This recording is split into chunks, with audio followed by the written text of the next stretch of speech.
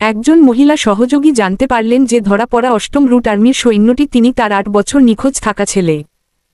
ছেলেটি এখনও সেই দীর্ঘায়ু তালাটি পড়েছিল যা সে তাকে দিয়েছিল, যা তার পরিচয় যাচাই করছিল। একটি জেলে ছেলেটিকে বন্দি রাখা অবস্থায় আবেগঘন পুনর্মিলন ঘটেছিল।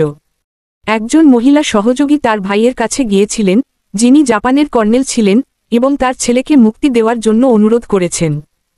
কর্নেল জানতে পারেন যে বন্দি তার ভাতিজা।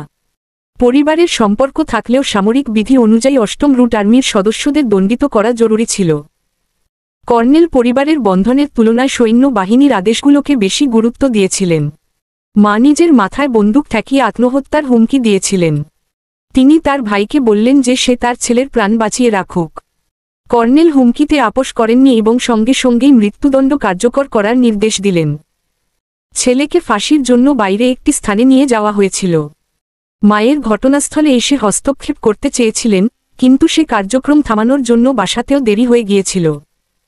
মা শেষ মুহূর্তের মরিয়া আবেদন জানিয়ে হাঁটুমুড়ে বসে তার ছেলের জীবন বাঁচানোর জন্য অনুনয় করলেন। কথা শুনলেন না এবং নিজেই তার ভাতিজাকে ফাঁসি দেওয়ার জন্য প্রস্তুত হলেন। একটি গুরুত্বপূর্ণ মুহূর্তে মায়ের স্বাভাবিক মাতৃত্ববোধ তাকে বাধ্য করল যে সে তার পুত্রকে নিজের শরীর দিয়ে ঢেকে রাখবে এবং ছেলের জন্য যেটা গড়া গুলিটি ছিল সেটি নিজের শরীরে নিয়েছিল।